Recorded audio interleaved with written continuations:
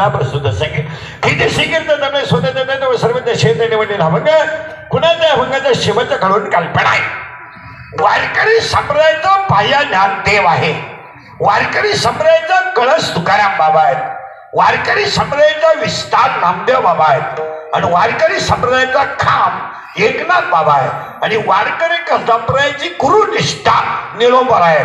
ज्याप्रमाणे शरीरामध्ये पंचप्राण आहेत, जग हे पंचमहाभूताचं आहे, तसं वारकरी संप्रदायात 5 संत हा संप्रदायाचा आत्मा आहे. या 5 संतांची नावं अशी आहेत. पाया ज्ञानदेव आहे, कळस तुकाराम बाबा आहेत, भक्ती नामदेव बाबा आहेत, शांतीनाथ बाबा आहेत आणि गुरुनिष्ठा निलोंबर आहेत. शरीराचे 5 प्राण आहेत, तसं या जगात 5 संत आहेत. त्यातले पहिले संत आहेत ज्ञानदेव. देव ज्ञान.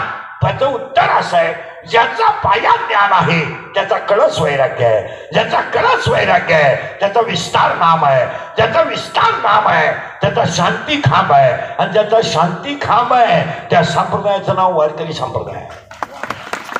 जगाच्या पाठीवर जेवढे संप्रदाय झाले असतील आपल्याला काही घेणं नाही, कारण आपल्या संप्रदायाचा पाया ज्ञानदेव आहे.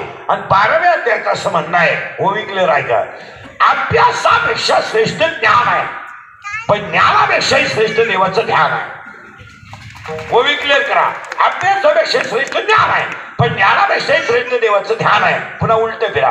अभ्यास केला तर ज्ञान आहे आणि ज्ञान आलं तर ध्यान आहे. पुन्हा उलट करा. रियाज केला तर पक्वाद आहे, रियाज केला तर पक्वाद आहे, प्रॅक्टिस केली तर गायन आहे, पुस्तक उचकलं तर कीर्तन आहे, नम्रता ठेवली तर लक्ष्मी आहे, लिनता ठेवलं तर व्यापार आहे आणि कष्ट केले तर भाकर आहे. सूत्र आहे ते, सूत्र आहे सूत्र.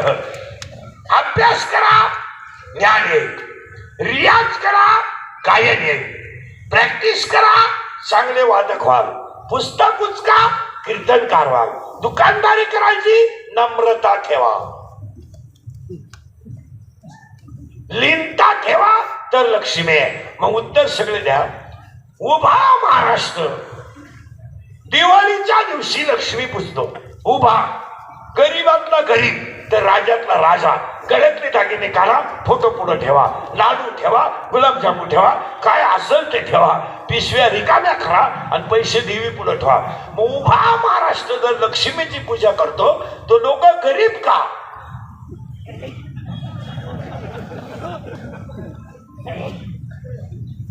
का गरीब आहे?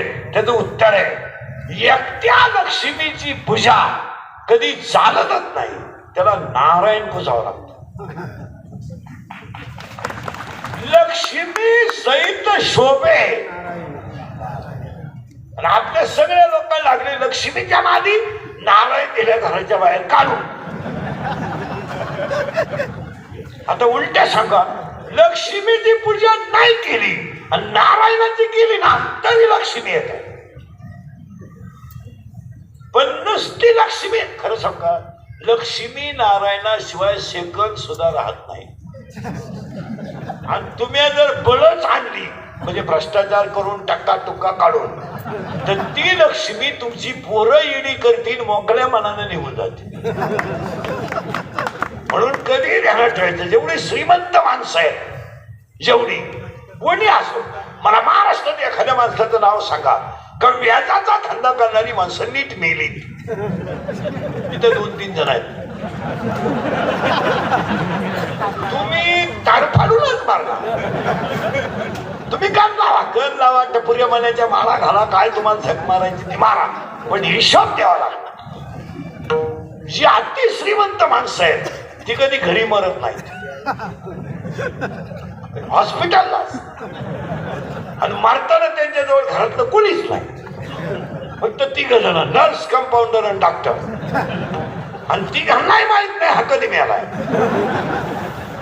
3 हलून पाहायला गेलं तर गेला. मग क्लिप पडली, त्यांना तीव्र झटका आला. पुढची बातमी पडते लगेच, ते मृत्यूशी 2 महिने झुंज देत होते. झुंज झुंज झुंज ते झुंज नव्हते देत, ते गरिबाचा तळतळाट भोगीत होते. झुंज बिंज काही नाही महाराज.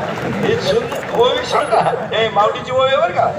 माशी फडफडायला जेवढा वेळ लागतो तेवढा वेळ जीव जायला लागतो. माशीची फडफड किंवा त्याच्यापेक्षा सोपा शब्द आहे वर गेलेली पापणी खाली यायला जेवढा वेळ लागतो त्याला शास्त्रामध्ये निमेष शब्द आहे. निमेष. आणि एका निमिषामध्ये माणसाचा जीव जातो. मग झुंज द्यायचा का प्रश्न. तुम्ही अजून पहा, जेवढ्या लोकांनी जनता लुटली, प्रत्येकाच्या घरात एक पोरग येडं आहेच. येडं नसलं तर बेवडं तरी, बेवडं नसलं तर जुगारी तरी आहे. मी म्हणतो काहीच नसलं नादी तरी आहे. पण कधी ध्यानात ठेवायचं, ओवी फिट करायची. ओवी नसल्यावर माझ्या राहत नाही. अभ्यास केला तर ज्ञान आहे, आणि ज्ञान आलं तर देवाचं ज्ञान आहे. फायनल झाली ओवी. अभ्यासाविषयी ज्ञान. ज्ञान. आता हे कलियुग आहे. कलियुगामध्ये तुम्ही काय करा, कलियुगात 3 लोकांना मार्केट नाही. 1 विद्वान, 2 खरं बोलणारा, आणि 3 नीतीने जगणारा. तिन्ही माणसांचा कलियुगात सुपडा साप. तुम्ही खरं बोलाल तर सकाळी नसाल, तुम्ही बुटा चाटाल तर सत्कार होईल. हे कलियुग. आणि खरं बोलणारा विद्वान काय अक्कल आहे. 80% ग्रामपंचायत सदस्यांना जर ग्रामसेवकनं इंग्रजी शिवी दिली तर ते वन्स मोर म्हणतील अशी बोलत.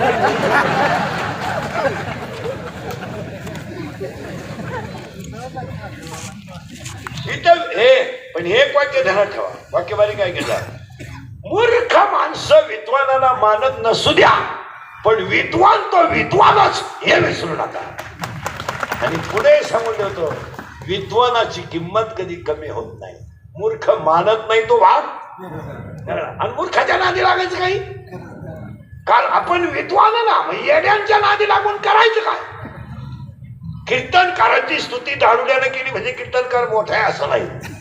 विद्वानाला किंमत आहे. सरपंचाची किंमत गावापुरती आहे, नगरसेवकाची किंमत वार्डापुरती आहे, मुख्यमंत्र्याची किंमत महाराष्ट्रापुरती आहे, पंतप्रधानाची किंमत देशापुरती आहे. विद्वानाची किंमत अख्ख्या जगात आहे. पण तुमच्या सगळ्यांच्या किमती तुम्ही लोकांच्या पाया पडून वाढवल्यात. पायावर दक्षिणा ठेवून वाढवल्या.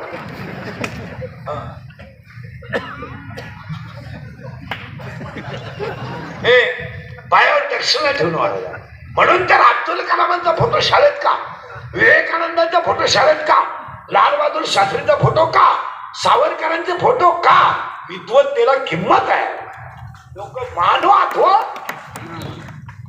न म्हणतात. लोकांशी आपल्याला काही गेलं. हे बघ, जो माणूस ज्ञानाच्या मस्तीत असतो तो त्याच्यात मस्तीत राहतो. पुणे ऐका, विद्वानाला किंमत नसू द्या कलियुगात, पण किंमत आहे. सत्य तुम्ही किती झाका, सत्य ते सत्याचे. फक्त एवढंच आहे, सूर्याच्या सहवासात राहणाराला अंधार माहित नाही. सूर्याच्या सहवासात राहणाराला अंधार माहित नाही. आणि उभ्या जगाला शीतल करणाऱ्या चंद्राची किरण शोकवार पक्षी सोडून कोणी घेऊ शकत नाही.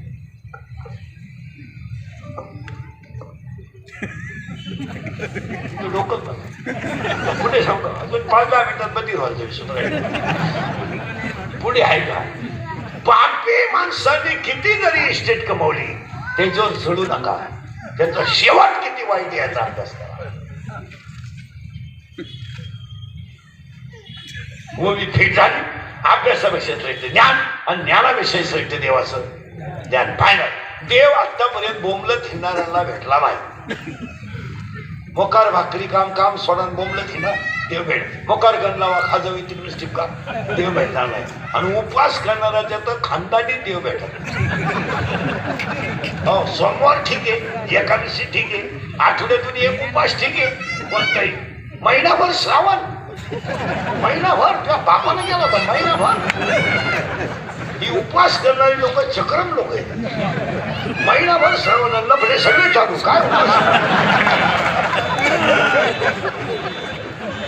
तुम्हाला तुम्हाला कोणत्या जगातला ग्रंथ आहे की हे उपास करणाऱ्याला देव भेटतो? वाक्य सांगा.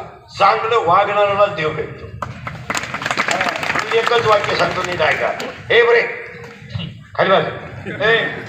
हे जगातले सगळे संत देवाकडे गेले, पण सावता बाबा असे संत देव त्यांच्याकडे आले. अभ्यास करा. सगळं जग देवाची पूजा करत आहे, देव तुकोबारायची पूजा करत होते.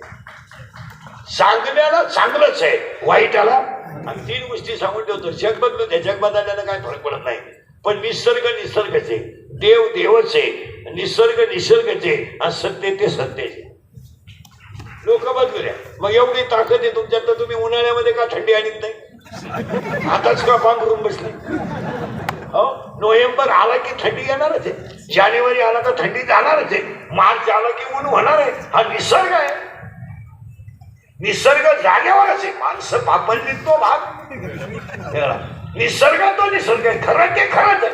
आता लोक नुसतं जग सुधारले काय? गाजर सुधारले काय? सुधारलंय?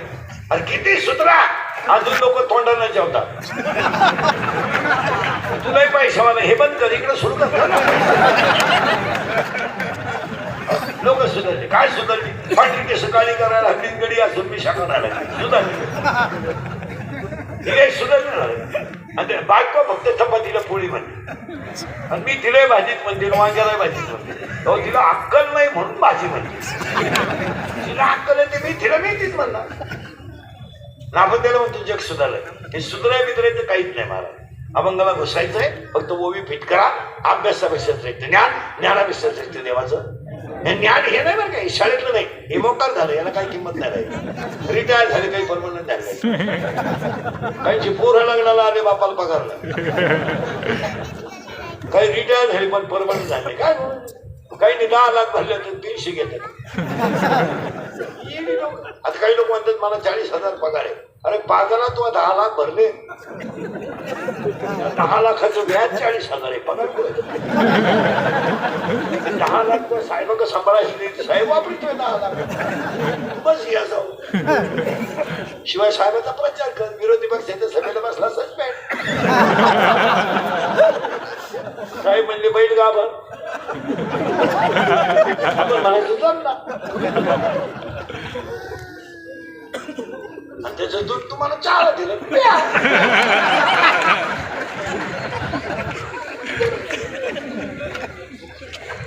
लोक पण झालं काय चला थोडं पुढं. आता ओवी आहे बरं का.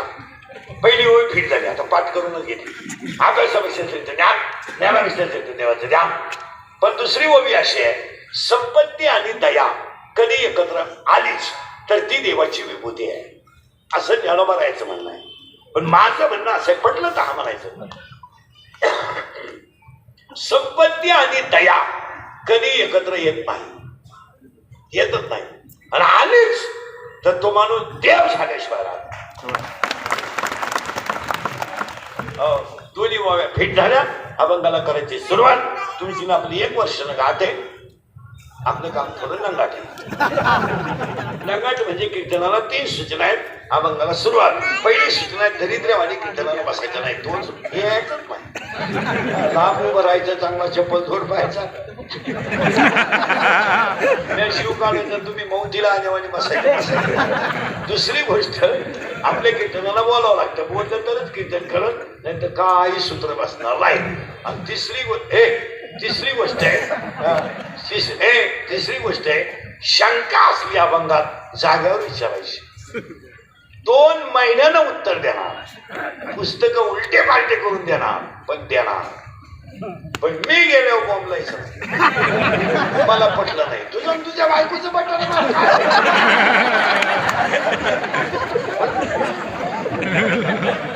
तुला पटाव म्हणून मी कीर्तन करतो हे तुला सांगितलं कोणी? देवाचा निरोप तुमच्यापर्यंत पोहोचवणं आमचं काम. तुका म्हणी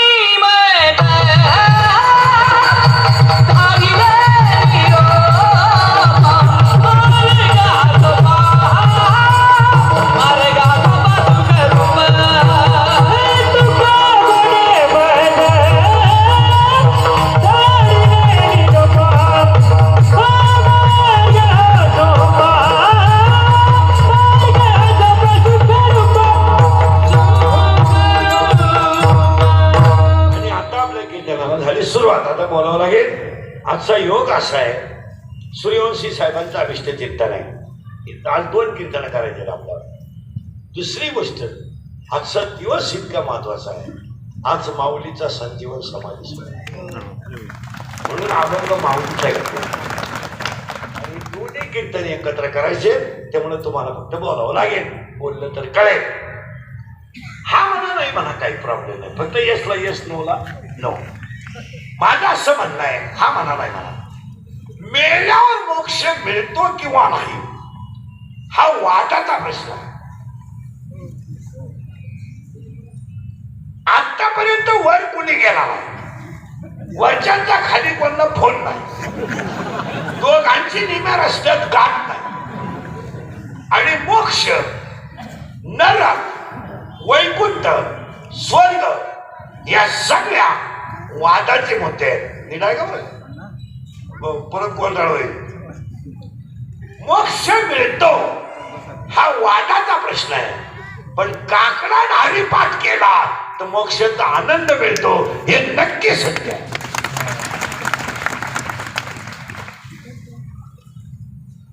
दिंडीत चला, भजनाचा आनंद आहे, आनंद आहे. आणि तो आनंद मोक्षापेक्षा मोठा आहे याच्यात शंकाच नाही. हे स्वर्ग बिर्ग ते तुमचं तुम्ही आपल्या बजेटमध्ये बसेल. कोण जाते स्वर्गाला? मी सांगितलं असतं तुम्हाला स्वर्गात काय आहे, अजून मी गेलो नाही. आता समजा मी मरायला लागलो, समजा आता मरणार, पडलो उताला, आता दूध बीत मला पाजायला सुरुवात झाली, पॅन्ट टाकून